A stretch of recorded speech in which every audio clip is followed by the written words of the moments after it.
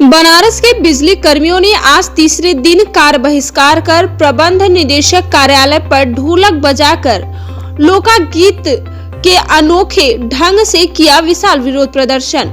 जी हां, आपको बता दें कि माननीय ऊर्जा मंत्री द्वारा बिजली कर्मियों के आंदोलन के प्रति व्यक्त की गई चिंता का संघर्ष समिति ने किया स्वागत। ऊर्जा निगमों के शीर्ष प्रबंधन के मनमाने एवं दमनकारी रवैये के चलते कार्य का वातावरण समाप्त हो चुका है। ऐसे वातावरण में बिजली कर्मियों के लिए अब कार्य कर सकना हो गया है असंभव।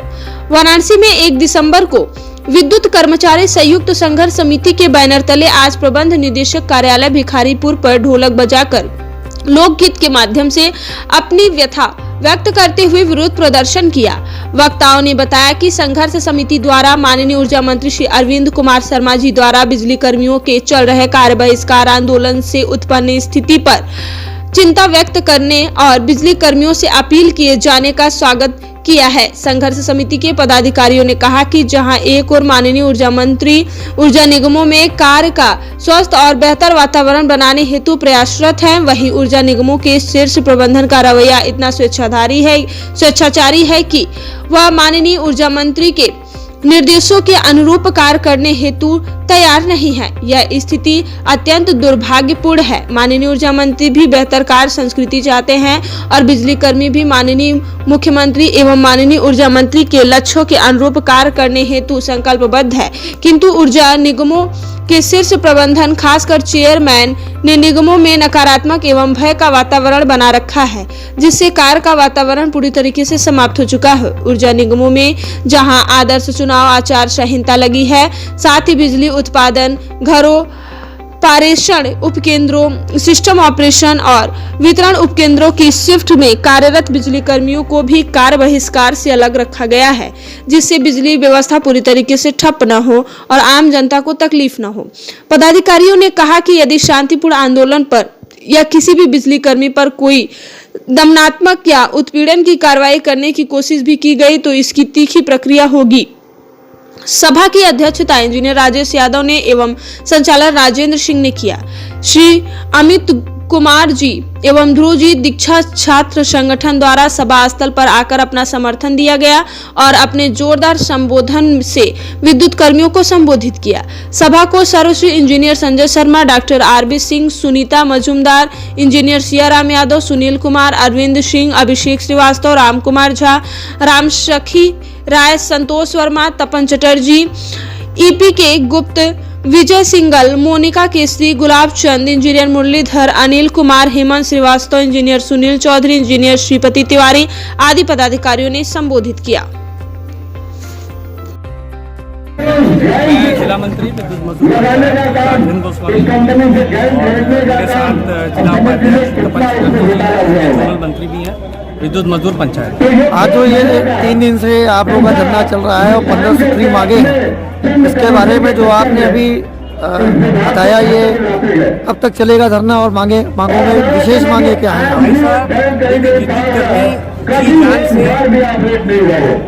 उपभोक्ता की सेवा करते हैं। कोरोना समय में भी अपनी जान की परवाह न करते हुए अपना योगदान दिया। सारे देश में कहीं से भी ये नहीं खबर आई कि विद्युत सप्लाई बाधित हुई और विद्युत सप्लाई बाधित होने से किसी की जान गई।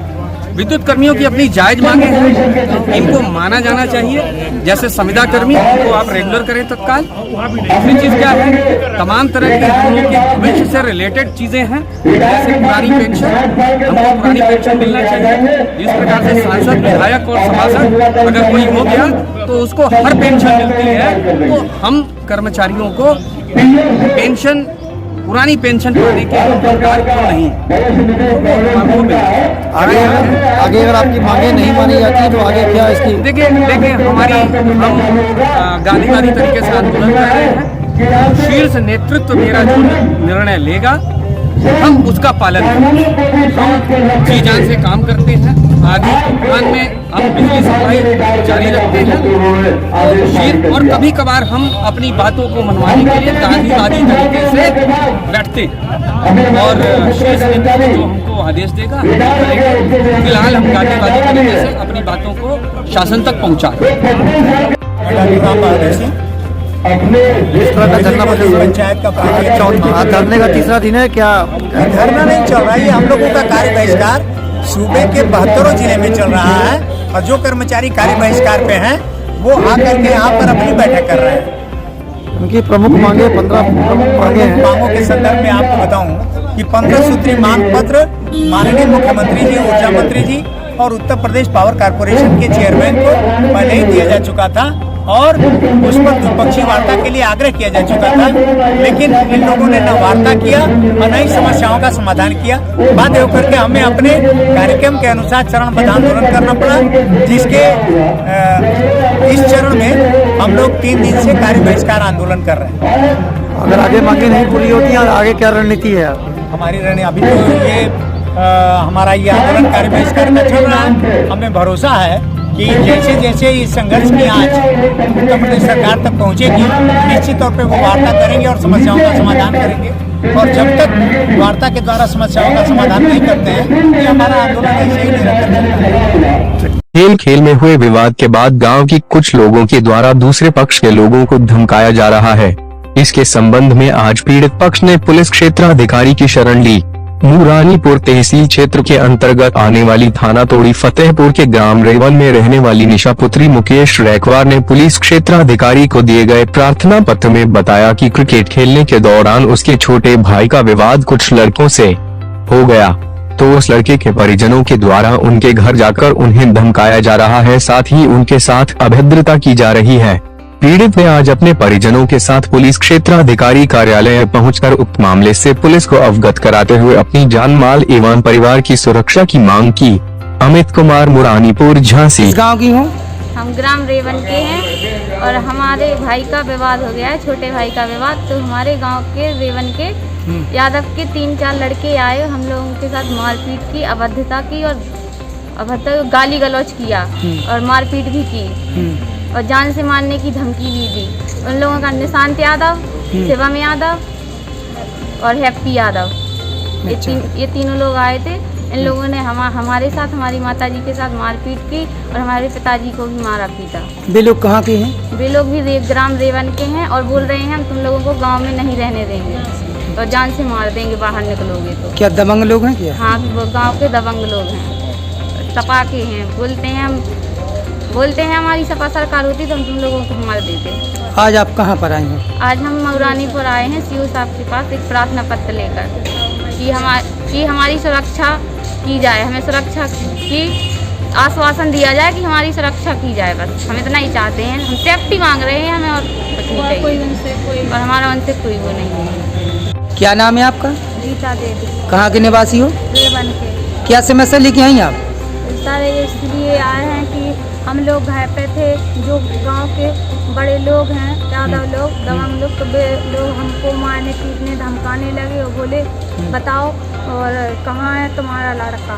और तो हमने बोला भैया मुझे क्या पता है, हम लोग से दूर रहो, हम क्या कर रहे हैं आपके लिए, जिस उस बच्चे को हम ढूंढ रहे हैं, हम परेशान हैं, आप हमें और परेशान कर रहे हो, बताओ हम क्या करें। हाथ जोड़ रहे, पैर पड़ रहे कि भैया मुझे माफ़ करो, हम लोग गरीब आदमी हैं, तो हमको धमकी दे रहे हैं कि जान से मार देंगे। कौन कौन लोग हैं?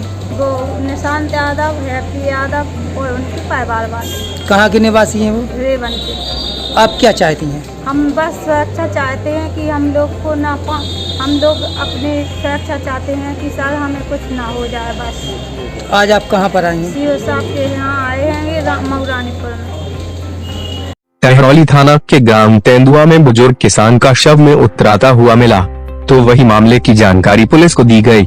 जानकारी के अनुसार ग्राम तेंदुआ निवासी सलराम 70 पुत्र खचोड़े लाल अहिरवार, जो कि सोमवार को अपने घर से खेत की रखवाली करने के लिए निकले थे, तो वही 2 दिन से घर नहीं लौटे। परिजनों के द्वारा उनकी काफी खोजबीन की गई। बुधवार की शाम खेत पर बने हुए कुएं में बुजुर्ग का शव उतराता हुआ दिखाई दिया, तो वही मामले की जानकारी परिजनों के द्वारा पुलिस को दी गई। मौके पर पहुंची टहरौली पुलिस ने शव को कब्जे में लेकर कार्यवाही शुरू की। अमित कुमार, मुरानीपुर, झांसी।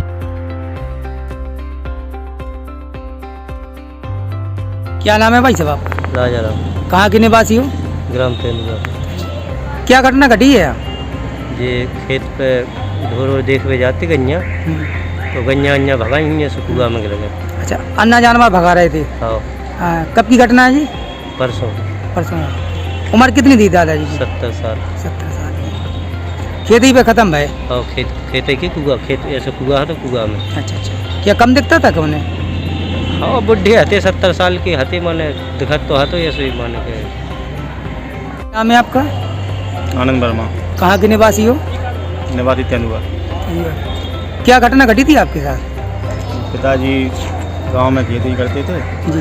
और ढोल भगाने गए, अपने थोड़ा दिखाई भी देता था, कुएं में गिर गए। उम्र कितनी थी उनकी? पापा की उम्र थी 70 या 71 साल। 71 साल। क्या खेत खाने गए थे क्या? जी। वहाँ पर 24 घंटा रहते थे? जी, वहाँ पर खेती करते थे, वहाँ पर रहते थे। अच्छा। आज आप कहाँ पर आए हो? आज हम आए थे, कल आए थे हम तेंदुआ। बाहर रहते थे क्या आप? जी, मैं झांसी में रहता हूँ।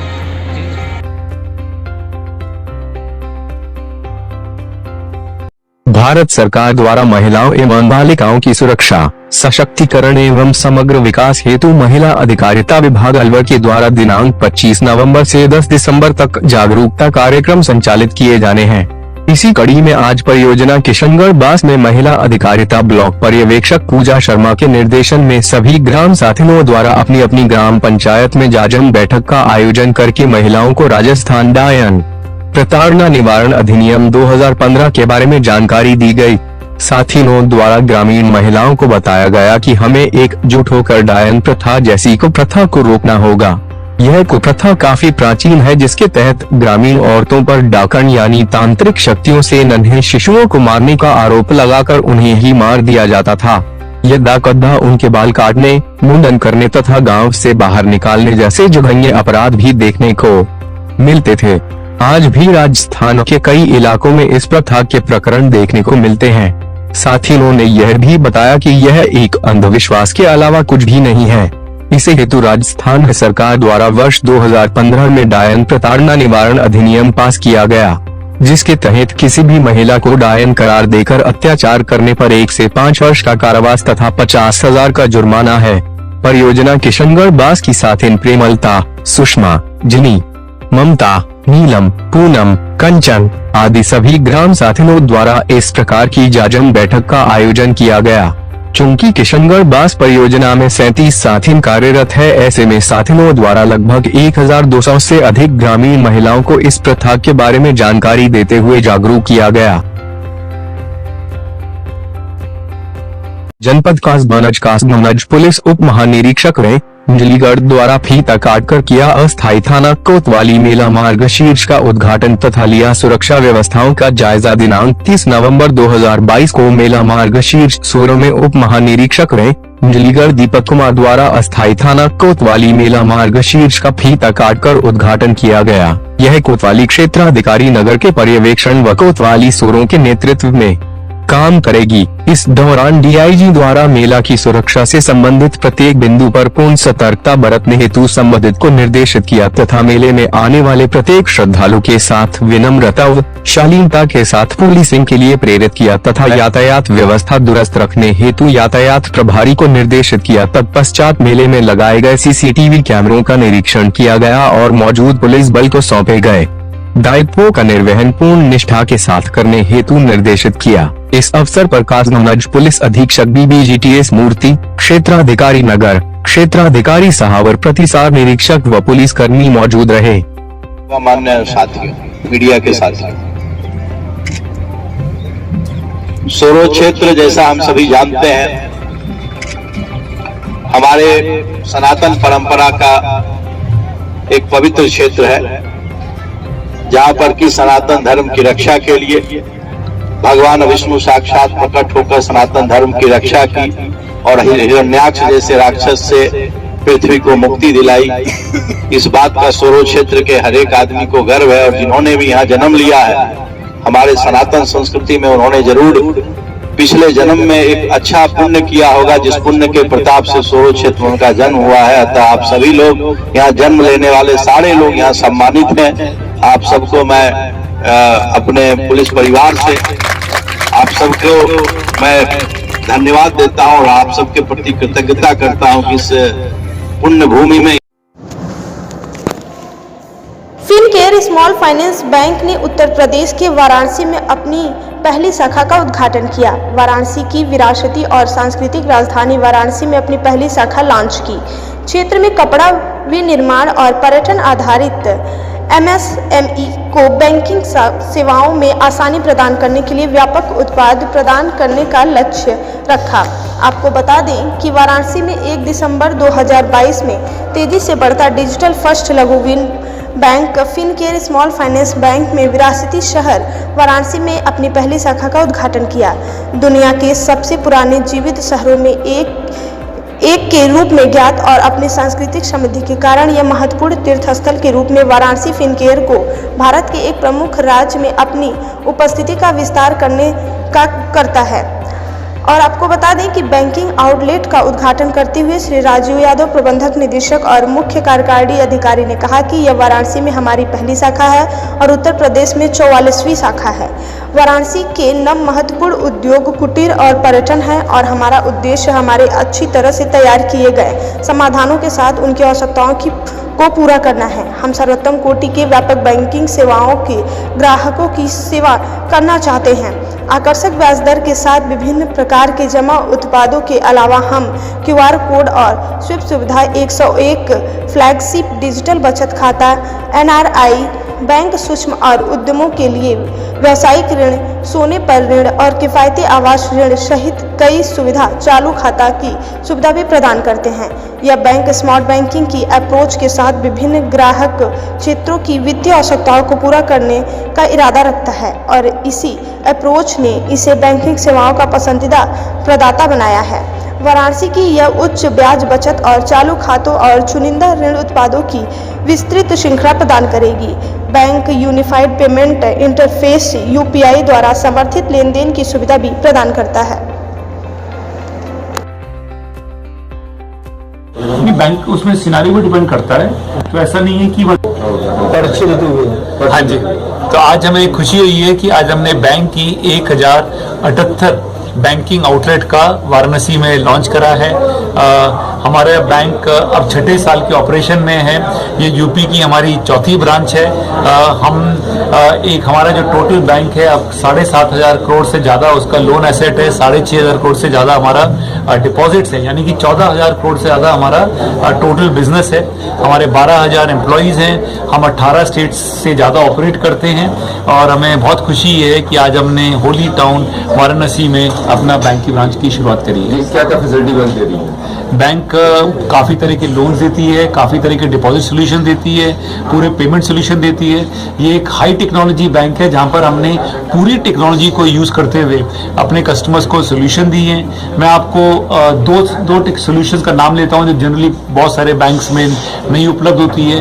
हमारा बैंक एक लीडिंग व्हाट्सएप बैंकिंग के माध्यम से सर्विस प्रोवाइड करता है जो 24/7 कस्टमर्स अपने घर में यूज़ कर सकते हैं। और हमने बहुत रिसेंटली वीडियो बैंकिंग लॉन्च करी अपने कस्टमर्स के लिए ताकि सीनियर सिटीजन्स, ताकि हमारे कस्टमर्स कहीं भी बैठे हुए एक वीडियो बैंकिंग के माध्यम से अपने RM से नेशनली बात कर सकते हैं, ताकि उन्हें कहीं बैंक ब्रांच जाने की जरूरत ना पड़े और वो घर बैठे बैठे ही अपनी सारी प्रॉब्लम, सारी सॉल्यूशंस की सर्विसेज यूज कर सके। सर अगर बात की जाए आप फैसिलिटीज वगैरह सर जो देने की बातें हैं, तो कुटीर उद्योग और पर्यटन सर जो वाराणसी का पर्यटन उद्योग है इसके लिए सर इन्हीं स्पेशल फैसिलिटीज। देखिए हमारा जो स्पेशलाइजेशन फोकस है वो माइक्रो एंटरप्रेन्योर्स पे फोकस्ड है और हमारे लोन्स जो हैं एक तरह से माइक्रो फाइनेंस से शुरू होते हैं और फिर अफोर्डेबल हाउसिंग लोन्स हैं जो उन्हीं कस्टमर्स को एक छोटा घर उनके घर के लिए दिए जाते हैं और एक माइक्रो SME लोन्स होते हैं जो उनको हम लोन्स अगेंस्ट प्रॉपर्टी बोलते हैं, गोल्ड लोन्स भी होते हैं। तो एक तरह से हमने लोन सोल्यूशन दे रखी है। अब हम बिजनेस बैंकिंग में जा रहे हैं जहाँ पर हमारे लोन्स को, हमारे कस्टमर्स को हम ओवरड्राफ्ट प्रोडक्ट्स की सुविधा प्रोवाइड करेंगे। दूसरी जो नीड होती है माइक्रो कस्टमर्स की, टूरिज्म के पॉइंट ऑफ व्यू से या अपने रिटेल बिजनेस के पॉइंट ऑफ व्यू से होती है पेमेंट सॉल्यूशंस की। और हम अपने बैंक के थ्रू QR कोड सॉल्यूशंस देंगे जिसमें लोगों को इंस्टेंट क्रेडिट मिलेगा अपने बैंक अकाउंट में। हम अपने एक फिनकेयर बिज ऐप के थ्रू उनको पूरी उनकी ट्रांजैक्शंस का सॉल्यूशन देंगे। तो हम यही कोशिश कर रहे हैं कि अपने पेमेंट सॉल्यूशन से, लोन सॉल्यूशन से, डिपॉजिट सॉल्यूशन से अपने माइक्रो एंटरप्रेन्योर कस्टमर्स को, जिनको हम स्पेसिफिकली फोकस करते हैं छोटे शहरों में, गाँव में। वाराणसी जिले में कल देसी झटका मीट शॉप का भव्य उद्घाटन संपन्न हुआ। देसी झटका मीट शॉप की पहली शाखा इलाहाबाद में और ये हमारी दूसरी ब्रांच है। हमारी शॉप पे प्रीमियम क्वालिटी व उच्च गुणवत्ता की चिकन, मटन और मछली उपलब्ध हैं और हमारी तरफ से 2.5 kg के ऊपर लेने वालों के लिए फ्री होम डिलीवरी 3 किलोमीटर तक उपलब्ध है। देसी झटका मीट शॉप का उद्घाटन राष्ट्रीय राजपूत कड़ी सेना के जिला प्रवक्ता क्रांति सिंह ने किया।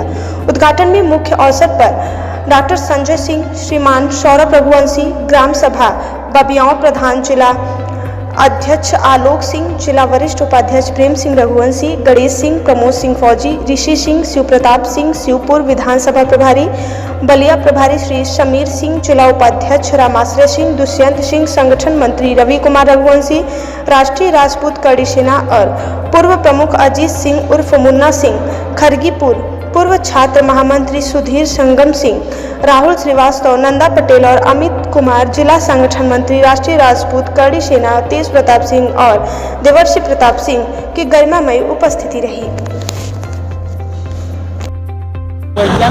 अब अपने परिचय। मैं क्रांति वीर सिंह, जिला प्रवक्ता श्री राष्ट्रीय राजपूत कड़ी सेना। और आज यहाँ जो देसी झटका मीट शॉप का उद्घाटन किया जा रहा है, एक्चुअली क्या है कि अब देखा जाए कि अभी हम लोग अब जो मीट खाते हैं या मांस खाते हैं जो हम लोग को उपलब्ध मार्केट में, वो सारा हलाल का है। और हिंदू धर्म में एक मान्यता है कि हलाल हिंदू नहीं खाते हैं। हम लोग क्या जय भवानी बोल के झटका मीट का जो है प्रचलन रहा है। पहले क्या था कि पहले गांव ग्राम में हिंदू जाति में लोग एक जगह कोई काटता था, गांव के सारे लोग इकट्ठे होते थे, प्रसाद स्वरूप सब लोग वहाँ से लेते थे, अपने घर बना के खाते थे। अब इसका महत्व दिन पे दिन देख रहे हैं गिरता जा रहा है। इससे हमारे धर्म से भी इसको जोड़ा गया है। कहीं ना कहीं हमारे प्रसंगों में भी आता है कि ये जब मनुष्य में वेदों की रचना की गई थी कि किस तरीके से आग्रह किया गया कि हम लोग इसको खाना चाहते हैं, तो भगवान ने बोला था कि कभी पूजन करके जो इसका कटौती किया जाए, काटा जाए और लोगों को प्रसाद स्वरूप खाया जाए। लेकिन अभी प्रचलन के दौर में है, डॉक्टर भी बताते हैं, तमाम वैद्य भी बताते हैं कि इस तरह से अगर आप ये खाते हैं तो इसमें कुछ चीज़ें हैं जो हमारे शरीर को आवश्यकता है। तो ये देख के ये विचार आया कि हम लोग दोनों झटका को प्रसारित और प्रचारित किया जाए। इसलिए हमारी ये दूसरी दुकान है झटका की। और बनारस जनपद में, काशी जनपद में, रजनिया बनियापुर के मार्केट में ये हम लोगों ने खोला। ऐसा देखा जाता है कि नवरात्रि में माँ दुर्गा को उसकी बलि भी दी जाती है। बिल्कुल। और झटके का क्या उद्देश्य है खाने का? झटके का उद्देश्य खाने का एक, जैसे कि हलाल, अब मैं किसी जाति व्यक्ति विशेष की ये बातें नहीं करूँगा, लेकिन कुछ समुदाय ऐसे हैं कि जो हलाल करते हैं मंत्रों के साथ करते हैं। और वो मंत्र उनका अगर आप कभी संज्ञान में पढ़े कि कोई मित्र हों, उन साथियों जो काटते हैं उनसे पूछेंगे तो बताएंगे, मैं उसका उल्लेख नहीं करना चाहता हूँ। झटका ये होता कि एक बार में हम लोगों ने उसको काट के, मतलब तड़पाने का मतलब नहीं। और वो पूजन जो होता है नवरात्र में किसी उद्देश्य की पूर्ति के लिए, किसी ने मान मनौती माना माता की चरणों में अर्पण करने के लिए, तो वो इसलिए वो काटा जाता है। वो भी एक झटका ही कहा जाता है। वो भी एक झटका ही होता है, बलि। मैं सौरभ रघुवंशी, ग्रामों पोस्ट बबियाओं, कोलापुर, वाराणसी का मैं किसान हूँ। मैं क्रांति भाई को बहुत बहुत धन्यवाद देना चाहूँगा कि आज जो है ये झटका मीट, जो कि हमारे यहाँ अगर झटका मीट हो जाता है, झटका जो है झटका के तरीके से अगर किसी के बलि दे दी जाती है किसी भी पशु की, तो वो जो है प्रसाद के रूप में हो जाता है। और हम जो है वो प्रसाद ना खा के ये हलाल के तरीके से जो है हमको मीट मिलता था, ये एक तरीके से विष था। और जो झटका मीट रहेगा ये हमारा प्रसाद रहेगा। इसका आध्यात्मिक महत्व भी है हमारे जीवन में और वैज्ञानिक महत्व भी है, क्योंकि इसके कुछ चीज़ें इसमें तत्व जो है समाप्त नहीं हो पाते हैं और वो हमको वैज्ञानिक महत्व जो है, जो कुछ चीज़ें समाप्त प्राप्त नहीं हो पाती है और वो हमको जो है प्रोटीन के रूप में हमारे शरीर में मिलती है। रही आध्यात्मिकता की बात, तो ये मीट, ये मान के चलिए कि ये मीट प्रसाद हो जाता है और हम लोग प्रसाद का अर्पण करेंगे। हिंदू धर्म में पंजाबी लोग इसी का इस्तेमाल करते हैं, ज़्यादातर पंजाबी लोग, तो और बाकी जो हिंदू है वो तो हलाल का भी मीट खा लेते हैं। हाँ, खा लेते हैं मजबूरी में, लेकिन मेरा समस्त हिंदू भाइयों से अनुरोध रहेगा कि वो सभी लोग जो है झटका मीट ही खाएं और झटका मीट जो है सब लोग पसंद करें और झटका मीट खाएं और वो प्रसाद के रूप में ग्रहण करें। धन्यवाद। हम मुर्गे का भी मीट और मुर्गे का भी मीट, मछली का भी, और ये झटका जो है हमारा वो भी, और बहुत डोर टू डोर की भी सप्लाई है हमारी, 5 किलोमीटर होम डिलीवरी भी है। उसमें क्या सुविधाएं और है पब्लिक के लिए? पब्लिक के लिए कि अगर 5 किलो तक जाता है तो उसमें रेट पे उनको 5% का डिस्काउंट है।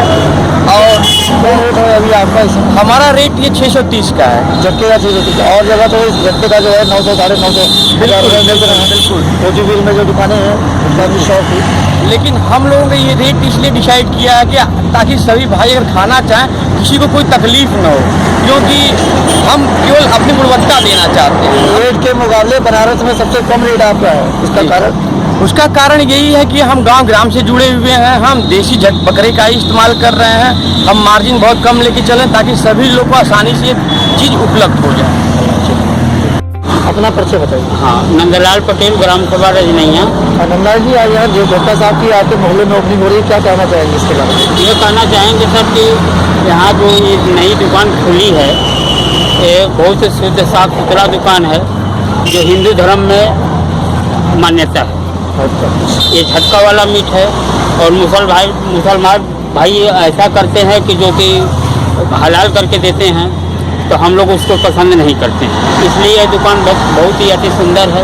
गांव की जनता को क्या कहना चाहेंगे? गांव की जनता सब लोग लाइक कर रहे हैं कि झटका का मीट बनारस में एक बिलट बाजार में था और दूसरी दुकान हमारे नगर क्षेत्र पंचायत में या ग्राम सभा में है, तो शुद्धता का प्रतीक यहाँ रहेगा और जो भी मांस मछली मिलेगा अच्छा मिलेगा और रेट भाव भी अच्छा है।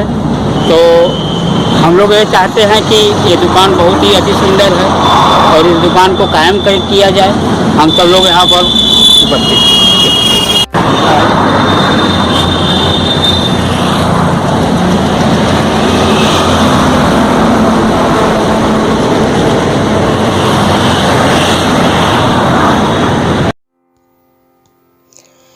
सम्मेलन में उमड़ती भीड़ का संकेत है कि यूपी में नया सवेरा होने वाला है, बोले मुकेश सिंह। भाजपा के जुल्मेबाजी से तंग आ चुके हैं तो निकाय चुनाव में आपको चुने, बोले मुकेश सिंह। जी हां, आपको बताते चलें कि वाराणसी में 30 नवंबर को आम आदमी पार्टी यूपी के आगामी निकाय चुनाव के लिए सरगर्मी तेज करते हुए कार्यकर्ता सम्मेलन कर रही है और आज बनारस में छठे और अंतिम कार्यकर्ता सम्मेलन में कार्यकर्ताओं और स्थानीय लोगों के हुजूम को संबोधित करते हुए मुख्य अतिथि प्रदेश प्रवक्ता और जनपद के निकाय चुनाव प्रभारी मुकेश सिंह ने सत्ताधारी भाजपा पर बड़ा हमला बोलते हुए कहा कि प्रदेश में अराजकता का माहौल है, किसान, नौजवान, व्यापारी सभी परेशान हैं, असुरक्षा का माहौल है, लोग भाजपा को सत्ता की चाबी सौंपकर ठगा सा महसूस कर रहे हैं। अब आम आदमी पार्टी उत्तर प्रदेश की राजनीति में मजबूत दखल देने के लिए पूरी तरीके से तैयार है।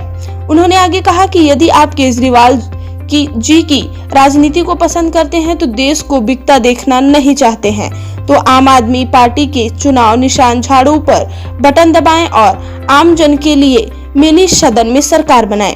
कार्यकर्ता सम्मेलन की अध्यक्षता करते हुए महानगर अध्यक्ष अखिलेश पांडे जी ने कहा कि यदि आम आदमी पार्टी को नगर निगम में काम करने का अवसर प्रदान होता है तो निगम की अनियमित कर्मचारी को नियमित करेंगे और निगम के भ्रष्टाचार को दूर करने के लिए पूरी ताकत झोंक देंगे। उन्होंने कहा कि आम आदमी पार्टी निगम के अंतर्गत आने वाले सभी स्कूलों में शिक्षा व्यवस्था बेहतर करेगी, गलियों को ठीक करेगी, स्वच्छ पेयजल की व्यवस्था करेगी और प्रदूषण मुक्त स्वस्थ वातावरण देने के लिए काम करेगी।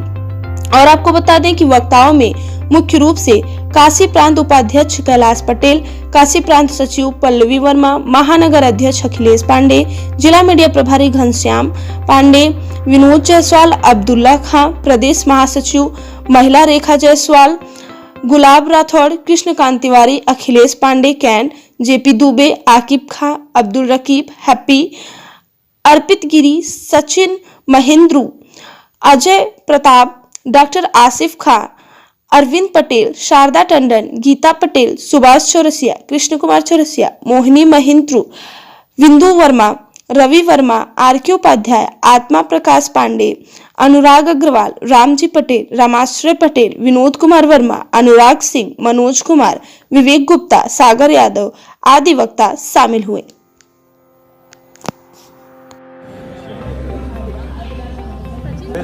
मैं कैलाश पटेल, वरिष्ठ उपाध्यक्ष आम आदमी पार्टी काशी प्रांत।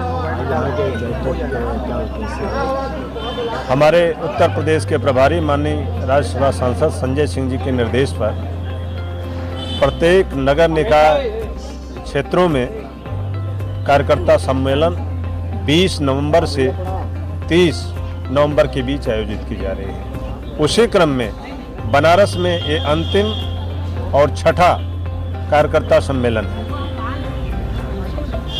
क्या उद्देश्य है कार्यकर्ता सम्मेलन? हमारे कार्यकर्ता सम्मेलन का उद्देश्य है, हमारे जो इस चुनाव में जमीनी कार्यकर्ता हैं जो आज आए हुए हैं, आप लोग देख रहे हैं, हमारे वार्ड के जो कैंडिडेट हैं उनके साथ कार्यकर्ता आए हुए हैं, उन्हें हम प्रशिक्षित करना चाहते हैं। उन्हें प्रशिक्षित करके इस चुनाव को अपने पक्ष में करना चाहते हैं। हम ये चाहते हैं कि अब तक जितने भी सरकारें इस बनास नगर निगम के अंदर बनी, चाहे भाजपा की बनी, कांग्रेस की बनी या अन्य की बनी, सबने हमारी आपकी सबकी मेहनत की गाढ़ी कमाई का पैसा भ्रष्टाचार का भेंट चढ़ा दिया, लूट खाए। हम उसे रोकेंगे और जनहित में, बनारस वासियों के जनहित में हम काम करेंगे। चुनाव प्रभारी, आज यहाँ किस तरह की बैठक का आयोजन किया गया है, क्या उद्देश्य? आज पूरे प्रदेश में हम 800 कार्यकर्ता सम्मेलन कर रहे हैं और आज आखिरी दिन है। आखिरी दिन ये 6वां कार्यकर्ता सम्मेलन बनारस जनपद में है, जो कि कैंट विधानसभा में हो रहा है। हम कार्यकर्ताओं के बीच में जाकर, लोगों के बीच में जाकर एक संदेश देना चाहते हैं कि आम आदमी पार्टी इस निकाय चुनाव को पूरे प्रदेश में बेहद गंभीरता से ले रही है और बेहद मजबूती से चुनाव लड़ने की तैयारी में है। हमारा मुख्य मुद्दा जनता से जुड़ा होगा। जनता की समस्याओं को दूर करने के लिए जो आज तक 75 वर्षों में वोट लेकर चले गए और जनता की समस्या से कोई सारोकार नहीं रखते, हम जनता के मुद्दों से सारोकार रखते हुए जनता के मुद्दों पर चुनाव लड़ने के लिए जनता के बीच में आए हुए हैं। और इस निकाय चुनाव में अगर जनता ने हमें आशीर्वाद दिया तो तय मानिए पानी, स्वच्छ पेयजल उनको उपलब्ध होगा, स्वच्छ वातावरण उनको मिलेगा, धूल रहित बनारस उनको मिलेगा, शिक्षा का स्तर बेहतर होगा, अच्छे अस्पताल मिलेंगे और नगर निगम में जो भ्रष्टाचार व्याप्त है उसको दूर करने का काम आम आदमी पार्टी करेगी। महंगाई को लेकर क्या कहना चाहते हैं? महंगाई को लेकर हम लोग बेहद चिंतित हैं। जब ये सरकार आई थी आपके बीच में तो इसने कहा था कि बहुत हुई महंगाई की मार, और आज है क्या? 350 का सिलेंडर 1200 रुपए का हो गया। सिलेंडर एक उदाहरण है, हर एक चीज उसी रेशियो में या उससे ज्यादा रेशियो में सबका दाम बढ़ा है। लोगों का सैलरी नहीं बढ़ा, लोगों का इनकम नहीं बढ़ा, व्यापार चौपट हो गए, लोग बेहद परेशान हैं। हम अगर उत्तर प्रदेश की सत्ता में आते हैं, जो कि हमारी तैयारी है, केंद्र की सत्ता में आते हैं जिसकी हम पूरी तैयारी कर रहे हैं, तो तय मानिए जनता को जो राहत मिल जाएगी वो राहत की कल्पना भी जनता नहीं कर सकती, जैसा कि हमने दिल्ली में किया है, पंजाब में किया है। जी, सत्ता में आने के पहले सारी सरकारें ऐसे बड़े बड़े वादे करती हैं और सत्ता में आने के बाद सारे वादे विफल हो जाते हैं। जी नहीं, हम वादा नहीं करते, हम करते हैं। हमने हमारा चुनावी घोषणा पत्र उठा के देख लीजिएगा, चुनावी घोषणा पत्र उठा के देख लीजिएगा दिल्ली में, जो हमने कहा तय समय के पहले हमने पूरा किया। उसके बाद भी जो भी समस्याएं जनता से जुड़ी हुई हैं उनको हम पूरा करने का काम कर रहे हैं। हमारी पार्टी जुमलेबाजों वाली पार्टी नहीं है। हमारी पार्टी आम आदमी की पार्टी है। आम आदमी के दुख दर्द को हम पूरी तरह से जानते समझते हैं। आम आदमी के दर्द को दूर करने के लिए हम निरंतर काम कर रहे हैं और करते रहेंगे। सरकार बनती है तो आगे गरीबों को जो सिलेंडर की जो आप बात कर रहे हैं वो क्या रेट में मिलेगा आपकी सरकार आने के बाद? क्या फिर वो 350 में आ जाएगा या 1200 में ही चलेगा? सवाल ये नहीं है, सवाल ये है कि जब महंगाई की बात होती है तय है महंगाई पूरे विश्व में बढ़ रहा है, आप कहते हैं, मैं नहीं कहता, आप कह रहे हैं, लेकिन उस रेशियो में इनकम भी बढ़ना चाहिए। बिजली कर्मचारियों का अनिश्चितकालीन कार्य बहिष्कार दूसरे दिन भी जारी, कल तीसरे दिन भी जारी रहेगा। प्रधानमंत्री जी के संसदीय क्षेत्र के हजारों बिजली कर्मियों ने कार्य छोड़कर दिन भर विरोध प्रदर्शन किया। बताते चले कि वाराणसी में 30 नवंबर संघर्ष समिति उत्तर प्रदेश के आह्वान पर ऊर्जा निगमों में 29 नवंबर से प्रारंभ अनिश्चितकालीन कार्य बहिष्कार आज दूसरे दिन भी जारी रहा। वक्ताओं ने सभा को संबोधित करते हुए बताया कि प्रदेश भर में हजारों बिजली कर्मियों, इंजीनियरों और अभियंताओं ने काम बंद कर दिन भर विरोध प्रदर्शन किए और ऊर्जा निगमों के शीर्ष प्रबंधन के रवैयों को तीव्र भर्त्सना की। आम जनता को तकलीफ न हो, इस दृष्टि से कार्य बहिष्कार के चालू चरण में बिजली कर्मियों को कार्य बहिष्कार आंदोलन से फिलहाल अलग रखा गया है।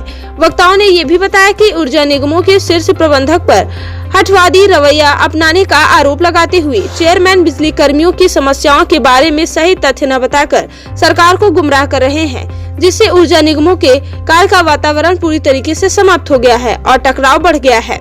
उन्होंने पुनः प्रदेश में ऊर्जा मंत्री माननीय श्री अरविंद कुमार शर्मा जी से प्रभावी हस्तक्षेप करने की अपील की है, जिससे ऊर्जा निगमों में कार्य का बहिष्कार बने और बिजली कर्मियों की न्यायोचित समस्याओं का समाधान हो सके। सभा की अध्यक्षता ज्योतिलाल ने एवं संचालन राजेंद्र सिंह ने किया। सभा को सर्वश्री ज्योति सिंह, रेणु मौर्य, संजना सागर, इंजीनियर हृदय गोस्वामी, इंजीनियर अमित श्रीवास्तव, तपन Chatterjee, engineer Sunil Kumar, Rajesh Singh, engineer Madan Gopal Srivastava, Madan Lal Srivastava, engineer Manoj Kumar, Sohan Lal, Pankaj Yadav, Ramji Bhardwaj, Ram Kumar Jha आदि पदाधिकारियों ने संबोधित किया। मैं संजय भारती, सह संयोजक संघर्ष समिति वाराणसी। इस पे हम यही कहना चाहेंगे कि जो मांग पत्र है उसका जो एक सार कह लीजिए कि कोविड जो महामारी थी आप सबने देखा है और बिजली विभाग के जो कार्मिकों ने अपने प्राणों की आहुति देकर भी लोगों के घरों को रोशन किया था और पूरे प्रदेश के सिस्टम को चलाने का काम किया था। सभी लोग अपने घरों में कैद थे। ये बहादुर साथी हैं। जैसे सीमा पे तैनात जो सिपाही हमारे देश में शत्रुओं का प्रवेश रोकता है, उसी तरह से ये हमारे कार्मिक हैं जो क्षेत्रों में तैनात होकर के अपने प्राणों की आहुति दे करके भी सरकार और ऊर्जा प्रबंधन की नीतियों को धरातल पर उतारते हैं। इनकी जो जायज़ मांगे हैं, ये मांग नहीं है, ये ऊर्जा प्रबंधन का कर्तव्य है कि वो हमें एक ऐसा माहौल क्रिएट करके दे जिसमें हम सुरक्षित तरीके से अपने कार्यदायित्वों का निर्वहन कर सकें। इस सब चीज़ों में हमारा ऊर्जा मैनेजमेंट फेल है। उसको हम कर्तव्य बोध कराने के लिए लगभग 30 दिन से हम आंदोलनरत हैं। 30 दिन में मैनेजमेंट ने, सरकार ने इस चीज़ को नोटिस नहीं किया। आज पूरे प्रदेश की बिजली बंद होने के कगार पर है, तब जाकर के इन सब चीज़ों पे इनिशिएटिव लिया जा रहा है। 30 दिन पर्याप्त समय था। इस पर्याप्त समय में कई दौर का वार्ता करके, बातचीत करके इसका सकारात्मक पहल करके सकारात्मक निर्णय लिया जा सकता था, इस टकराव को समाप्त किया जा सकता था।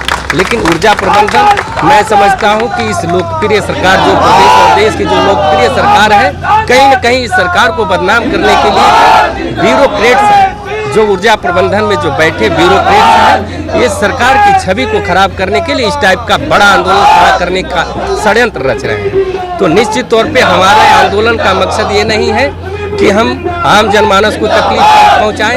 हमारा कार्य बहिष्कार का आंदोलन जारी है। बावजूद इसके हम जो आवश्यक सेवाएं हैं, हॉस्पिटल हैं, रेलवेज हैं, इन सारी सेवाओं को हम कोई कहीं से भी प्रभावित नहीं कर रहे हैं। यहाँ पे जिनकी ड्यूटीज़ है वो ड्यूटी पे हैं, जो पाली में है, जो बिजली घरों के ऑपरेशन में लगे हुए हैं, उनको छोड़ करके बाकी लोग कार्य बहिष्कार पे हैं। अभी भी वक्त है सरकार को, ऊर्जा प्रबंधन को हमारे नेतृत्व से बात करके इसका एक सकारात्मक निर्णय लिया जाए और जो हमारे सभी कार्मिकों की मांग है उसको सकारात्मक उसका समाधान किया जाए। शेखर चौरसिया, संयोजक विद्युत कर्मचारी संयुक्त संघर्ष समिति वाराणसी।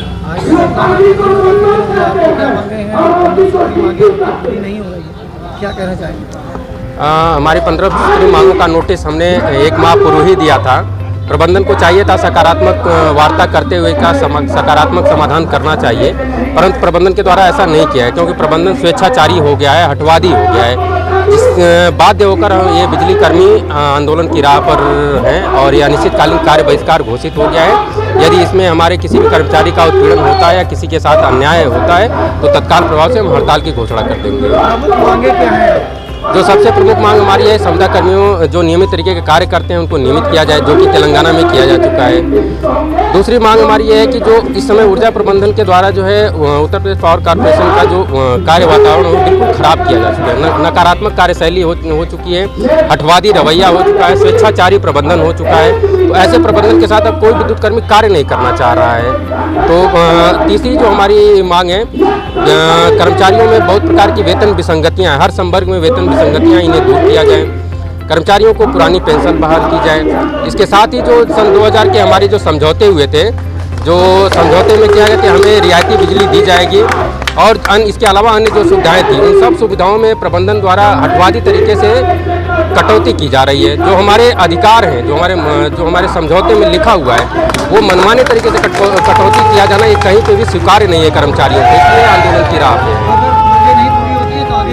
हमारा अनिश्चितकालीन कार्य बहिष्कार जारी है। यदि मांगे पूरी नहीं होती है तो यह अनवरत जारी रहेगा और यदि किसी कर्मचारी का उत्पीड़न होता है तो हम हड़ताल की घोषणा करेंगे, जिससे कि आम जनमानस को समस्या हो सकती है। परंतु फिर भी हम इस मंच के माध्यम से अपील करते हैं कि माननीय मुख्यमंत्री जी, माननीय प्रधानमंत्री जी एवं माननीय ऊर्जा मंत्री जी तत्काल प्रभाव से प्रभावी हस्तक्षेप कर इस टकराव को समाप्त करें, जिससे आम जनमानस को कोई कठिनाई न हो।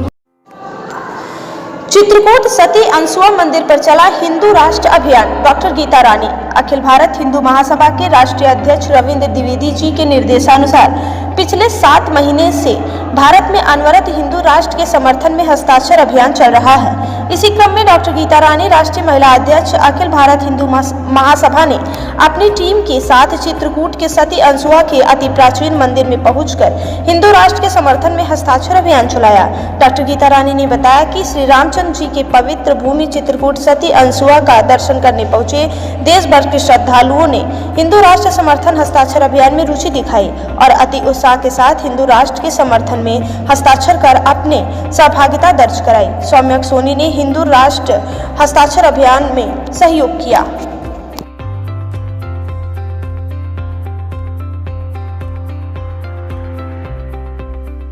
जिला अमेठी के जामो ब्लॉक के सभागार में जल जीवन मिशन के तहत चल रहे 12 दिवसीय प्रशिक्षण को चल रहे पंप ऑपरेटर का द्वितीय दिवस का समापन करते हुए जिला सचिव कुलदीप सिंह जी की अध्यक्षता में प्रशिक्षक आलोक पाठक जी ने पानी की गुणवत्ता के बारे में लोगों को जानकारी दी कि पानी हमें कैसा पीना चाहिए।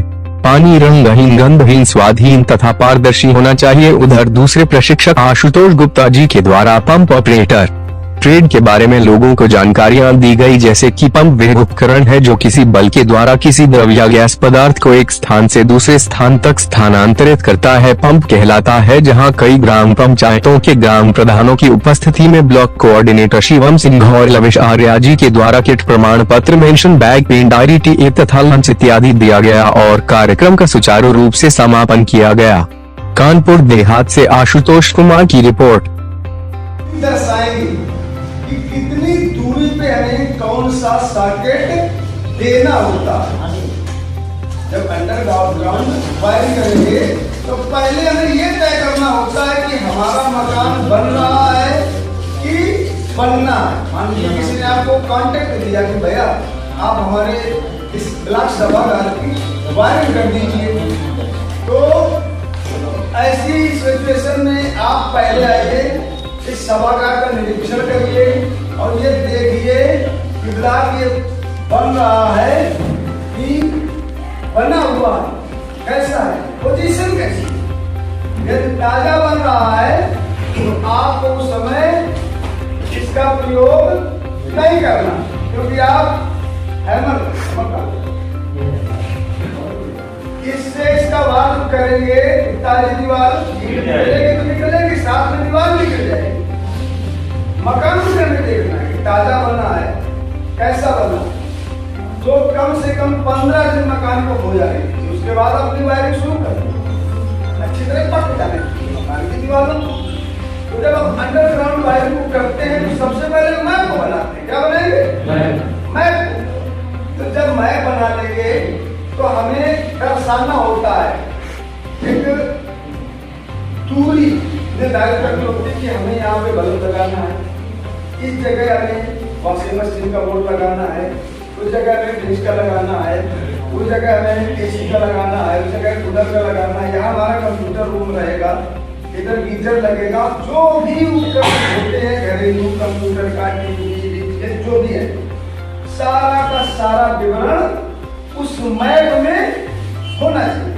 तो सर्वप्रथम हम मैप की स्टार्टिंग कहाँ से करेंगे? मैप की स्टार्टिंग करेंगे हमारा जिस जगह मीटर लगा, मीटर के बाद मेन सर्किट, क्या बोलते हैं, वहां से स्टार्ट करेंगे। तो हमें कितना काटना है तो उतना धागे से, ज्यादा तो है ना कि दीवार करा दो, अंडरग्राउंड वायरिंग कर दो, दीवार करो, धागे से उसकी माप ले, नापना है उसको, नापने के बाद उतना ही थैली से हैमर की मदद से काटना भी होता है। और इसके लिए आज के और नए उपकरण दिया जाते हैं, ग्लाइडर, कटर मशीन शुरू, कटर मशीन शुरू, उससे भी दीवारों को आसानी से काटा जा सकता है। तो उसी हिसाब से मैप के हिसाब से काटोगे कि जहाँ मर्जी हो वहाँ काट लो, मैप के अनुसार काटना पड़ेगा। निर्धारित नियमों के अनुसार बंदियों को समय पर गुणवत्तापरक नाश्ता एवं भोजन उपलब्ध कराए। D-0 महिला बंदियों के बच्चों पर विशेष ध्यान देकर उन्हें फल व दूध भी उपलब्ध कराए। M0 पीट सिंह, हरदोई 30 नवंबर 2022। जिलाधिकारी मंगला प्रसाद सिंह ने आज पुलिस अधीक्षक राजेश द्विवेदी के साथ जिला कारागार में पुरुष बंदियों की सभी बैरकों, महिला बंदी गृह, कारागार, चिकित्सालय एवं भोजनालय का निरीक्षण किया। निरीक्षण के दौरान जिलाधिकारी ने जेल अधीक्षक को निर्देश दिए कि शासन द्वारा निर्धारित नियमों के अनुसार बंदियों को समय पर गुणवत्तापरक नाश्ता एवं भोजन उपलब्ध कराएं और बंदियों की समस्याओं को गंभीरता से लेते हुए उनका निस्तारण कराएं।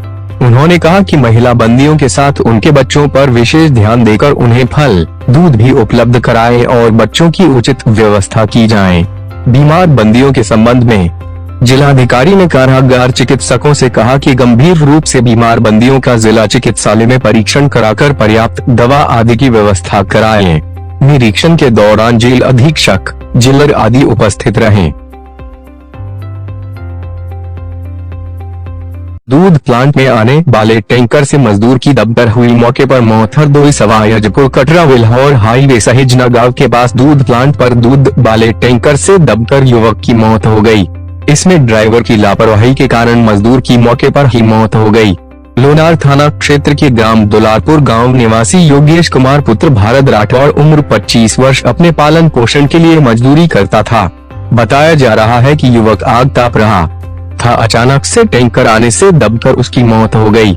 यह हादसा देखकर ग्रामीणों ने मजदूर के घर फोन करके बताया। मजदूर के घर जानकारी मिलते ही परिवार में कोहराम मच गया। रोते बिलखते परिजन घटना स्थल पर पहुंचे। ग्रामीणों ने मजदूर के शव को रोड पर रखकर लगाया जाम। सूचना मिलते ही हरपालपुर व लोनार पुलिस सहित सीओ विनोद दुबे ने मौके पर पहुंचकर कड़ी मशक्कत के बाद पुलिस ने ग्रामीणों को समझाया और जाम खुलवाया। उधर चालक टैंकर को छोड़कर मौके से भाग गया। टैंकर को पुलिस ने अपने कब्जे में ले लिया है। फिलहाल पुलिस ने योगेश के शव को कब्जे में लेकर पोस्टमार्टम के लिए भेज दिया है। संडीला पुलिस की पाठशाला में ट्रैफिक नियमों का पाठ बिना हेलमेट, पापा को बाइक चलाने से रोकेंगे बच्चे। स्कूल में लग रही ट्रैफिक की पाठशाला पुलिस बच्चों को कर रही जागरूक। मैं कभी यातायात नियमों को नहीं तोड़ूंगा, हमेशा बाएं चलूंगा और सभी को हेलमेट के लिए प्रेरित करता रहूंगा। यह शपथ मंगलवार को लगभग 400 छात्रों ने संडीला कोतवाल DK सिंह व संडीला पुलिस की पाठशाला में ली। शिक्षकों और संडीला पुलिस ने उन्हें सुरक्षित सफर और ट्रैफिक नियमों की जानकारी दी। संडीला के IR इंटर कॉलेज में मंगलवार को सुबह संडीला पुलिस की पाठशाला लगी। कोतवाल DK सिंह ने कहा कि जब आप घर से निकलते हैं, माँ बाप आपकी कुशलता की दुआ करते हैं। उनकी इस दुआ पर खरे उतरिए। सड़क पर हमेशा बाएं चलें। जल्दबाजी में भीड़ के समय साइकिल व 2 पहिया वाहन इधर उधर से न निकालें। दोपहिया वाहन पर हेलमेट व ड्राइविंग लाइसेंस अनिवार्य है। अपने घर के लोगों को भी यही बताएं। कोतवाल DK सिंह ने बताया कि पुलिस स्कूली बच्चों को ट्रैफिक नियमों की जानकारी दे रही है। बिना हेलमेट के बाइक या बिना सीट बेल्ट लगाए कार चलाने वालों को उनके बच्चे ही टोकेंगे। यातायात नियमों का उल्लंघन एक तरफ जानलेवा साबित हो रहा, दूसरी ओर लोग इसे शौक बनाते जा रहे हैं। कार चलाते वक्त सीट बेल्ट न लगाना लोगों को रुतबा लगता है। इसी तरह बिना हेलमेट के बाइक चलाना भी लोगों की शौक में शुमार होता जा रहा है। इतनी सख्ती के बाद भी लोग नियमों का पालन नहीं कर रहे। सीट बेल्ट, हेलमेट लगाने न लगाने से होने वाले नुकसान की जानकारी दी जा रही है। Road signal, zebra crossing, traffic signal और वाहन चलाते वक्त ध्यान में रखने वाले अन्य नियमों के बारे में बताया जा रहा है। साथ ही बच्चों को सिखाया जा रहा कि वे किस तरह अपने मम्मी पापा या घर के बड़े गार्जियन को इन नियमों का उल्लंघन करने से रोक सकते हैं।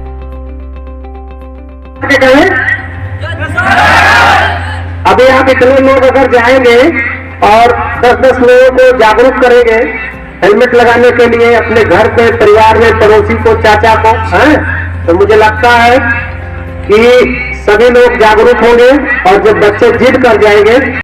संडीला सामूहिक विवाह समारोह द्वारा 14 जुड़े हुए एक दूजे के संडीला हरदोई संडीला क्षेत्र के अंतर्गत नगर में चल रहे 3 दिवसीय जय मां शीतला आदर्श यज्ञ सैनी वैश्य समाज द्वारा रामलीला मैदान में चल रहे 3 दिवसीय दहेज रहित सामूहिक विवाह समारोह में 14 जोड़ों का विवाह कराया गया, जिसमें मुख्य अतिथि के रूप में शहीदों की नगरी शाहजहांपुर से आए रामशंकर लाल नेता, भारतीय कम्युनिस्ट पार्टी के सह सचिव एवं प्रदेश अध्यक्ष, होटल हलवाई नमकीन निर्माता एवं सुरेश गुप्ता नेता, भारतीय कम्युनिस्ट पार्टी के उत्तर प्रदेश काउंसलर ने नवंबर दंपतियों को आशीर्वाद देने के साथ साथ उनकी जिंदगी में जीवन भर खुशहाली बनी रहने की शुभकामनाएं दी। 14 जोड़े जैसे मोहित कुमार हरदोई संग ज्योति कुमारी बिहार, दुर्गा गुप्ता बाराबंकी संग सोनू गुप्ता बाराबंकी, उमेश बेहंदर संडीला संग लक्ष्मी गुप्ता सीतापुर, सिद्धार्थ गुप्ता लखनऊ संग आंचल गुप्ता लखीमपुर खीरी, सौरभ गुप्ता गोनी गोडवा हरदोई संग काजल गुप्ता मां लखनऊ,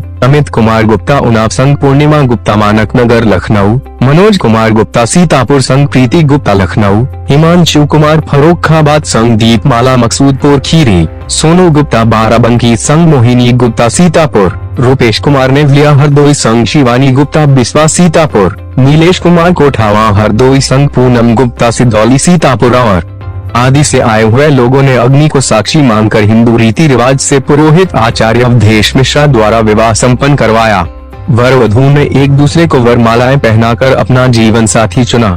समाज के वरिष्ठ लोगों ने नवंबर दंपतियों को आशीर्वाद दिया, जैसे अध्यक्ष किशन लाल पहलवान, उपाध्यक्ष संजय प्रकाश, ज्योति कैटर्स, कोषाध्यक्ष संतोष गुप्ता नेताजी, महामंत्री विशाल गुप्ता, मंत्री अरुण गुप्ता कलू प्रचार, मंत्री संतोष कुमार, मंच संचालक मोनी ब्या, उप संचालक मोहन गुप्ता, गणपति मोबाइल, मीडिया प्रभारी प्रियदर्शी गुप्ता, अजय गुप्ता, रिंकू गुप्ता, अंकित गुप्ता, धीरज गुप्ता, अमन गुप्ता, श्रीशा अस्थाना मीडिया प्रभारी और पुलिस प्रशासन बलवा आदि लोग मौजूद रहा।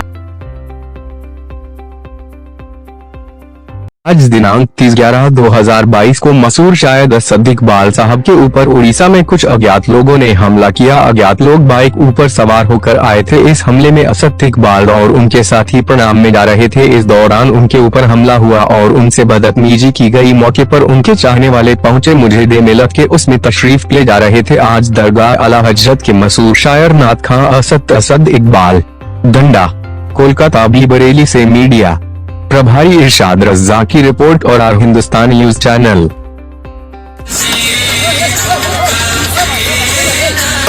असद भाई तुम मारो, असद भाई मारो।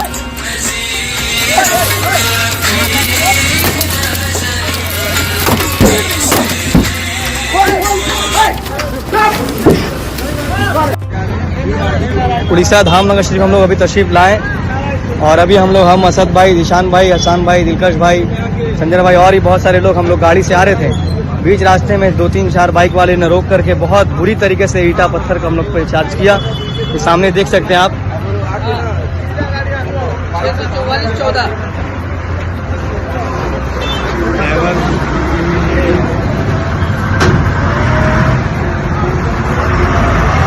लोकेशन बांदा पुलिस लाइन सभागार में यातायात माह के समापन का किया गया कार्यक्रम। पुलिस लाइन बांदा में मंडलायुक्त चित्रकूट धाम मंडल व पुलिस उप महानिरीक्षक चित्रकूट धाम परिक्षेत्र बांदा द्वारा यातायात माह नवंबर का किया गया समापन। यातायात नियमों का पालन करने हेतु जागरूकता बढ़ाने के उद्देश्य से 1 नवंबर से पूरे माह चलाया गया यातायात जागरूकता अभियान।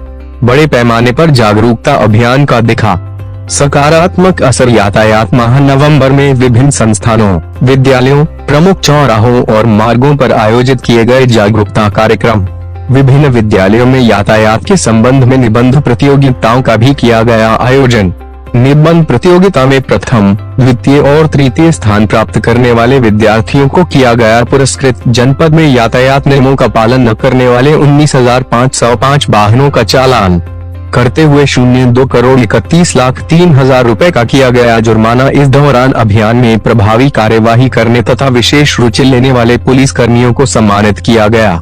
अभियान के दौरान विभिन्न विद्यालयों में आयोजित निबंध प्रतियोगिता में प्रथम, द्वितीय व तृतीय स्थान प्राप्त करने वाले विद्यार्थियों को पुरस्कृत किया गया। यातायात जागरूकता माह को सफल बनाने में क्षेत्राधिकारी यातायात सत्य प्रकाश शर्मा तथा निरीक्षक यातायात दीनदयाल सिंह का विशेष योगदान रहा। समापन समारोह में जिलाधिकारी बांदा दीपा रंजन, पुलिस अधीक्षक बांदा अभिनंदन, अपर पुलिस अधीक्षक बांदा लक्ष्मी निवास मिश्र, क्षेत्राधिकारी अतरा आनंद कुमार पांडे, क्षेत्राधिकारी सदर गवेंद्र पाल गौतम, क्षेत्राधिकारी नगर अंबुजा त्रिवेदी, क्षेत्राधिकारी बबेरू राकेश कुमार सिंह आदि उपस्थित रहे। R Hindustan TV news channel से संवाददाता बांदा जिला से पुष्पेंद्र कुमार की रिपोर्ट। यातायात माह को लेकर एक संस्कार शब्द से जोड़ा है। दूसरा एक कहा कि घर पर अपने गार्जियनों को हेलमेट लगाने की बात कहें ताकि कुछ उनको समझ में आए। इस पर क्या मुख्य बिंदु है यातायात के लिए? मुख्य बिंदु मैंने स्पष्ट कर दिए थे। देखिए, ट्रैफिक जो है वह कोई अभियान का विषय नहीं है। ट्रैफिक एक हमारे सामाजिक जीवन के संस्कार का विषय है। जब तक हम लोग इसको अपने जीवन शैली में शामिल नहीं करेंगे, अपनी दिनचर्या में शामिल नहीं करेंगे, तब तक यातायात में कोई सुधार आने वाला नहीं है। और हम घर से बाहर निकलें तो जैसे अपना घड़ी, मोबाइल, पर्स सारी चीज़ें लेकर चलते हैं, वैसे ये ध्यान रखें कि हेलमेट लेके चलना है और पहन के चलना है जैसे गाड़ी में बैठे। तो संस्कार से मेरा आशय यही था कि गाड़ी पर बैठने से पहले अगर हम 4 व्हीलर में हैं तो सीट बेल्ट पहन लें और 2 व्हीलर पर है तो अपना हेलमेट पहन लें। ये मेरा आशय था। गुरिल्ला राजनीति के बारे में आपने पुलिस को ध्यान दिया, उस पर क्या कहेंगे? देखिए, 2 घंटे 3 घंटे अगर हम सड़क पर खड़े होकर चेकिंग करते हैं तो उसका कोई बहुत एंड रिजल्ट नहीं आता है, क्योंकि आगे चेकिंग हो रही है इसकी जानकारी बहुत सारी पब्लिक को हो जाती है, वो अपना रास्ता बदल देते हैं। अगर हम किसी स्थान विशेष को जहाँ ट्रैफिक का आना जाना ज़्यादा रहता है चुन के केवल आधे घंटे का एक फ्रूटफुल चेकिंग करेंगे तो उसके नतीजे ज़्यादा परिणामप्रद रहेंगे और एक बेहतर वो कर सकते हैं। और उसको सेगमेंट्स में अगर हम बांट लेते हैं, कुछ लोग पहले खड़े हो जाएं, कुछ लोग बाद में खड़े हों, कुछ लोग उसके आगे खड़े हों, ताकि कोई भी आदमी मोटरसाइकिल घुमा के भगने ना पाए। तो इस तरह से हम लोग जो है अच्छी तरह से। जी सर, आपने अपने ही डिपार्टमेंट के लोगों को भी चालान किया और भी पनिशमेंट आज देने को कहा है क्या? जी, पहले तो शुरुआत घर से हो। मैं ये कोशिश करूंगा कि हमारे यहाँ कम से कम बांदा में जो भी पुलिस वाला निकले वो स्वयं हेलमेट धारण करके निकले। बनारस के बिजली कर्मियों ने आज तीसरे दिन कार बहिष्कार कर प्रबंध निदेशक कार्यालय पर ढोलक बजाकर लोकगीत के अनोखे ढंग से किया विशाल विरोध प्रदर्शन। जी हां, आपको बता दें कि माननीय ऊर्जा मंत्री द्वारा बिजली कर्मियों के आंदोलन के प्रति व्यक्त की गई चिंता का संघर्ष समिति ने किया स्वागत। ऊर्जा निगमों के शीर्ष प्रबंधन के मनमाने एवं दमनकारी रवैये के चलते कार्य का वातावरण समाप्त हो चुका है। ऐसे वातावरण में बिजली कर्मियों के लिए अब कार्य कर सकना हो गया है असंभव। वाराणसी में 1 दिसंबर को विद्युत कर्मचारी संयुक्त संघर्ष समिति के बैनर तले आज प्रबंध निदेशक कार्यालय भिखारीपुर पर ढोलक बजाकर लोकगीत के माध्यम से अपनी व्यथा व्यक्त करते हुए विरोध प्रदर्शन किया। वक्ताओं ने बताया कि संघर्ष समिति द्वारा माननीय ऊर्जा मंत्री श्री अरविंद कुमार शर्मा जी द्वारा बिजली कर्मियों के चल रहे कार्य बहिष्कार आंदोलन से उत्पन्न स्थिति पर चिंता व्यक्त करने और बिजली कर्मियों से अपील किए जाने का स्वागत किया है। संघर्ष समिति के पदाधिकारियों ने कहा कि जहां एक और माननीय ऊर्जा मंत्री ऊर्जा निगमों में कार्य का स्वस्थ और बेहतर वातावरण बनाने हेतु प्रयासरत हैं, वहीं ऊर्जा निगमों के शीर्ष प्रबंधन का रवैया इतना स्वेच्छाचारी है कि वह माननीय ऊर्जा मंत्री के निर्देशों के अनुरूप कार्य करने हेतु तैयार नहीं है। यह स्थिति अत्यंत दुर्भाग्यपूर्ण है। माननीय ऊर्जा मंत्री भी बेहतर कार्य संस्कृति चाहते हैं और बिजली कर्मी भी माननीय मुख्यमंत्री एवं माननीय ऊर्जा मंत्री के लक्ष्यों के अनुरूप कार्य करने हेतु संकल्पबद्ध है, किंतु ऊर्जा निगमों के शीर्ष प्रबंधन खासकर चेयरमैन ने निगमों में नकारात्मक एवं भय का वातावरण बना रखा है, जिससे कार्य का वातावरण पूरी तरीके से समाप्त हो चुका है। ऊर्जा निगमों में जहां आदर्श चुनाव आचार संहिता लगी है, साथ ही बिजली उत्पादन घरों, पारेषण उपकेंद्रों, सिस्टम ऑपरेशन और वितरण उपकेंद्रों की शिफ्ट में कार्यरत बिजली कर्मियों को भी कार्य बहिष्कार से अलग रखा गया है, जिससे बिजली व्यवस्था पूरी तरीके से ठप न हो और आम जनता को तकलीफ न हो। पदाधिकारियों ने कहा कि यदि शांतिपूर्ण आंदोलन पर या किसी भी बिजली कर्मी पर कोई दमनात्मक या उत्पीड़न की कार्रवाई करने की कोशिश भी की गई तो इसकी तीखी प्रक्रिया होगी। सभा की अध्यक्षता इंजीनियर राजेश यादव ने एवं संचालक राजेंद्र सिंह ने किया। श्री अमित कुमार जी एवं ध्रुव जी दीक्षा छात्र संगठन द्वारा सभा स्थल पर आकर अपना समर्थन दिया गया और अपने जोरदार संबोधन से विद्युत कर्मियों को संबोधित किया। सभा को Sarvashri engineer Sanjay Sharma, doctor R B Singh, Sunita Majumdar, engineer Siyaram Yadav, Sunil Kumar, Arvind Singh, Abhishek Srivastava, Ram Kumar Jha, Ram Sakhi Rai, Santosh Verma, Tapan Chatterjee, E P K Gupt, Vijay Singhal, Monika Kesari, Gulab Chand, engineer Muralidhar, Anil Kumar, Hemant Srivastava, engineer Sunil Chaudhary, engineer Shripati Tiwari आदि पदाधिकारियों ने संबोधित किया। जिला मंत्री विद्युत मजदूर अरविंद गोस्वामी और मेरे साथ जिला उपाध्यक्ष तपन मंत्री भी हैं, विद्युत मजदूर पंचायत। आज जो ये 3 दिन से आप लोगों का धरना चल रहा है और 15 सूत्री मांगे हैं, इसके बारे में जो आपने अभी बताया, ये कब तक चलेगा धरना और मांगों में विशेष मांगे क्या है?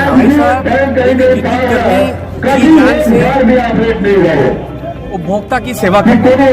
कोरोना समय में भी अपनी जान की परवाह न करते हुए अपना योगदान दिया। सारे देश में कहीं से भी ये नहीं खबर आई कि विद्युत सप्लाई बाधित हुई और विद्युत सप्लाई बाधित होने से किसी की जान गई। विद्युत कर्मियों की अपनी जायज मांगे हैं, इनको माना जाना चाहिए। जैसे संविदा कर्मी, इनको आप रेगुलर करें तत्काल। दूसरी चीज क्या है, तमाम तरह के लोगों के भविष्य से रिलेटेड चीजें हैं, जैसे पुरानी पेंशन, हमको पुरानी पेंशन मिलना चाहिए। जिस प्रकार से सांसद, विधायक और सभासद अगर कोई हो गया तो उसको हर पेंशन मिलती है, तो हम कर्मचारियों को पेंशन, पुरानी पेंशन पाने के अधिकार क्यों नहीं? आगे अगर आपकी मांगे नहीं मानी जाती तो आगे क्या इसकी? देखिए हमारी, हम गांधीवादी तरीके से आंदोलन कर रहे हैं। शीर्ष नेतृत्व मेरा जो निर्णय लेगा हम उसका पालन करेंगे। हम जी जान से काम करते हैं। आगे तूफान में हम बिजली सप्लाई जारी रखते हैं और कभी कभार हम अपनी बातों को मनवाने के लिए गांधीवादी तरीके से बैठते हैं और शीर्ष नेतृत्व जो हमको आदेश देगा फिलहाल हम गांधीवादी तरीके से अपनी बातों को शासन तक पहुंचा पंचायत का धरने का तीसरा दिन है क्या? धरना नहीं चल रहा है, ये हम लोगों का कार्य बहिष्कार सूबे के 72 जिले में चल रहा है और जो कर्मचारी कार्य बहिष्कार पे हैं वो आकर के यहाँ पर अपनी बैठक कर रहे हैं। उनकी प्रमुख मांगे 15 प्रमुख मांगे हैं। मांगों के संदर्भ में आपको बताऊं कि 15 सूत्री मांग पत्र माननीय मुख्यमंत्री जी, ऊर्जा मंत्री जी और उत्तर प्रदेश पावर कारपोरेशन के चेयरमैन को पहले ही दिया जा चुका था और उस पर द्विपक्षीय वार्ता के लिए आग्रह किया जा चुका था, लेकिन इन लोगों ने न वार्ता किया और न ही समस्याओं का समाधान किया। बाध्य होकर के हमें अपने कार्यक्रम के अनुसार चरणबद्ध आंदोलन करना पड़ा, जिसके इस चरण में हम लोग 3 दिन से कार्य बहिष्कार आंदोलन कर रहे हैं। अगर आगे मांगे नहीं पूरी होती है, आगे क्या रणनीति है हमारी? रणनीति अभी तो ये हमारा ये आंदोलन कार्य बहिष्कार का चल रहा है। हमें भरोसा है कि जैसे जैसे इस संघर्ष की आंच उत्तर प्रदेश सरकार तक पहुंचेगी, निश्चित तौर पे वो वार्ता करेंगे और समस्याओं का समाधान करेंगे। और जब तक वार्ता के द्वारा समस्याओं का समाधान नहीं करते हैं, ये हमारा आंदोलन ऐसे ही निरंतर चलता है। खेल खेल में हुए विवाद के बाद गांव की कुछ लोगों के द्वारा दूसरे पक्ष के लोगों को धमकाया जा रहा है। इसके संबंध में आज पीड़ित पक्ष ने पुलिस क्षेत्राधिकारी की शरण ली।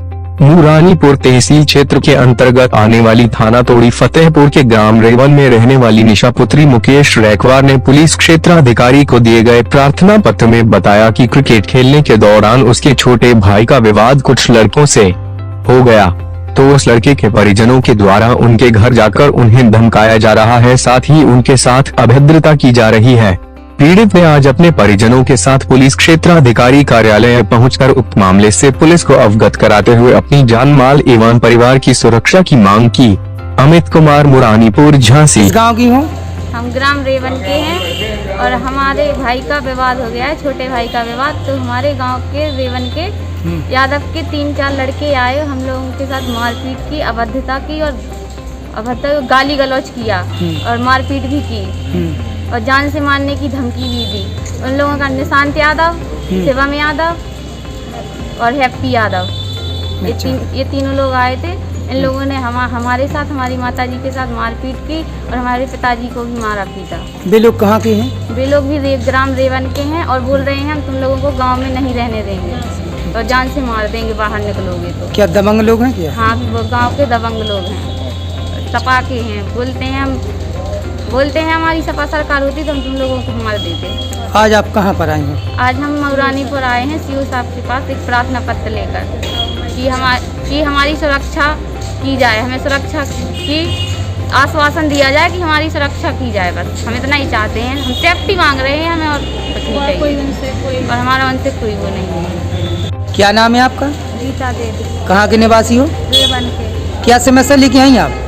सारे इसलिए आए हैं कि हम लोग घर पे थे, जो गांव के बड़े लोग हैं, यादव लोग, दबंग लोग, तो वे लोग हमको मारने पीटने धमकाने लगे और बोले बताओ और कहाँ है तुम्हारा लड़का। और तो हमने बोला भैया मुझे क्या पता है, हम लोग से दूर रहो, हम क्या कर रहे हैं आपके लिए, जिस उस बच्चे को हम ढूंढ रहे हैं, हम परेशान हैं, आप हमें और परेशान कर रहे हो, बताओ हम क्या करें। हाथ जोड़ रहे, पैर पड़ रहे कि भैया मुझे माफ़ करो, हम लोग गरीब आदमी हैं, तो हमको धमकी दे रहे हैं कि जान से मार देंगे। कौन कौन लोग हैं? वो निशांत यादव, हैप्पी यादव और उनके परिवार वाले। कहाँ के निवासी हैं वो? रेवन के। आप क्या चाहती हैं? हम बस सुरक्षा चाहते हैं कि हम लोग को हम लोग अपने सुरक्षा चाहते हैं कि सर हमें कुछ ना हो जाए बस। आज आप कहाँ पर आए हैं? सीओ साहब के यहाँ आए हैं मुरानीपुर में। टहरौली थाना के ग्राम तेंदुआ में बुजुर्ग किसान का शव में उतराता हुआ मिला, तो वही मामले की जानकारी पुलिस को दी गई। जानकारी के अनुसार ग्राम तेंदुआ निवासी सलूराम 70 पुत्र खचोड़े लाल अहिरवार, जो कि सोमवार को अपने घर से खेत की रखवाली करने के लिए निकले थे, तो वही 2 दिन से घर नहीं लौटे। परिजनों के द्वारा उनकी काफी खोजबीन की गई।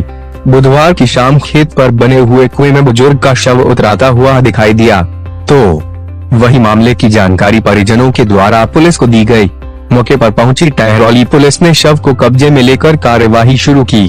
अमित कुमार, मुरानीपुर, झांसी।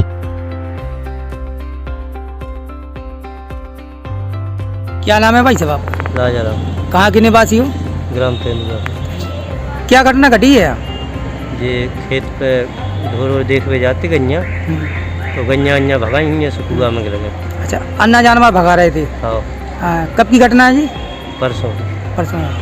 उम्र कितनी थी दादाजी की? 70 साल। 70 साल की। खेती पे खत्म है? हाँ, खेत के कुआ, खेत ऐसे कुआ है तो कुआ में। अच्छा। क्या कम दिखता था कौन? हाँ, बुढ़े हते 70 साल के हते, माने दिखत तो हाथों ऐसे ही माने के। नाम है आपका? आनंद वर्मा। कहाँ के निवासी हो? निवासी तेंदुआ। क्या घटना घटी थी आपके साथ? पिताजी गांव में खेती करते थे जी, और ढोल भगाने गए, अपने थोड़ा दिखाई भी देता था, कुएं में गिर गए। उम्र कितनी थी उनकी? पापा की उम्र थी 70 या 71 साल। 71 साल। क्या खेत रखाने गए थे क्या? जी। वहाँ पर 24 घंटा रहते थे? जी, वहाँ पर खेती करते थे, वहाँ पर रहते थे। अच्छा। आज आप कहाँ पर आए हो? आज हम आए थे, कल आए थे हम तेंदुआ। क्या बाहर रहते थे क्या आप? जी मैं झांसी में रहता हूँ।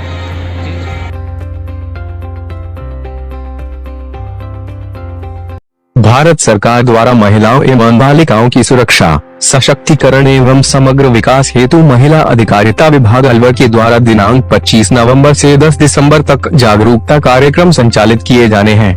इसी कड़ी में आज परियोजना किशनगढ़ बास में महिला अधिकारिता ब्लॉक पर्यवेक्षक पूजा शर्मा के निर्देशन में सभी ग्राम साथियों द्वारा अपनी अपनी ग्राम पंचायत में जागरण बैठक का आयोजन करके महिलाओं को राजस्थान डायन प्रताड़ना निवारण अधिनियम 2015 के बारे में जानकारी दी गई।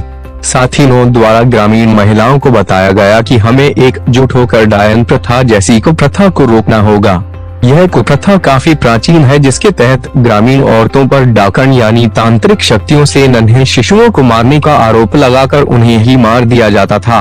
यह कद्दा उनके बाल काटने, मुंडन करने तथा गांव से बाहर निकालने जैसे जघन्य अपराध भी देखने को मिलते थे। आज भी राजस्थान के कई इलाकों में इस प्रथा के प्रकरण देखने को मिलते हैं। साथ ही उन्होंने यह भी बताया कि यह एक अंधविश्वास के अलावा कुछ भी नहीं है। इसे हेतु राजस्थान सरकार द्वारा वर्ष 2015 में डायन प्रताड़ना निवारण अधिनियम पास किया गया, जिसके तहत किसी भी महिला को डायन करार देकर अत्याचार करने पर 1 से 5 वर्ष का कारावास तथा 50,000 का जुर्माना है। परियोजना किशनगढ़ बास की साथिन प्रेमलता, सुषमा, जिनी, ममता, नीलम, पूनम, कंचन आदि सभी ग्राम साथियों द्वारा इस प्रकार की जागरण बैठक का आयोजन किया गया। चूंकि किशनगढ़ बास परियोजना में 37 साथिन कार्यरत है, ऐसे में साथियों द्वारा लगभग 1200 से अधिक ग्रामीण महिलाओं को इस प्रथा के बारे में जानकारी देते हुए जागरूक किया गया। जनपद कासगंज पुलिस उप महानिरीक्षक रहे अंजलिगढ़ द्वारा फीता काटकर किया अस्थायी थाना कोतवाली मेला मार्ग शीर्ष का उद्घाटन तथा लिया सुरक्षा व्यवस्थाओं का जायजा। दिनांक 30 नवंबर 2022 को मेला मार्ग शीर्ष सोरो में उप महानिरीक्षक रहे अंजलिगढ़ दीपक कुमार द्वारा अस्थायी थाना कोतवाली मेला मार्ग शीर्ष का फीता काटकर उद्घाटन किया गया। यह कोतवाली क्षेत्राधिकारी नगर के पर्यवेक्षण व कोतवाली सोरों के नेतृत्व में काम करेगी। इस दौरान डीआईजी द्वारा मेला की सुरक्षा से संबंधित प्रत्येक बिंदु पर पूर्ण सतर्कता बरतने हेतु संबंधित को निर्देशित किया तथा मेले में आने वाले प्रत्येक श्रद्धालु के साथ विनम्रता व शालीनता के साथ पुलिसिंग के लिए प्रेरित किया तथा यातायात व्यवस्था दुरुस्त रखने हेतु यातायात प्रभारी को निर्देशित किया। तत्पश्चात मेले में लगाए गए सीसीटीवी कैमरों का निरीक्षण किया गया और मौजूद पुलिस बल को सौंपे गए दायित्वों का निर्वहन पूर्ण निष्ठा के साथ करने हेतु निर्देशित किया। इस अवसर पर कासगंज पुलिस अधीक्षक BBGTS मूर्ति, क्षेत्राधिकारी नगर, क्षेत्राधिकारी सहावर, प्रतिसार निरीक्षक व पुलिस कर्मी मौजूद रहे। मान्य साथियों, मीडिया के साथियों,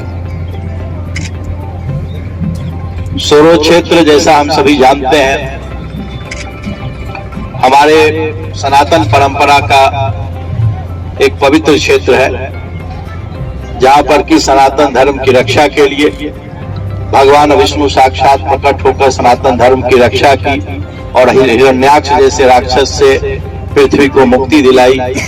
इस बात का सोरो क्षेत्र के हर एक आदमी को गर्व है और जिन्होंने भी यहाँ जन्म लिया है हमारे सनातन संस्कृति में, उन्होंने जरूर पिछले जन्म में एक अच्छा पुण्य किया होगा, जिस पुण्य के प्रताप से सोरो क्षेत्र उनका जन्म हुआ है। अतः आप सभी लोग यहाँ जन्म लेने वाले सारे लोग यहाँ सम्मानित हैं। आप सबको मैं अपने पुलिस परिवार से आप सबको मैं धन्यवाद देता हूँ और आप सबके प्रति कृतज्ञता करता हूँ कि इस पुण्य भूमि में।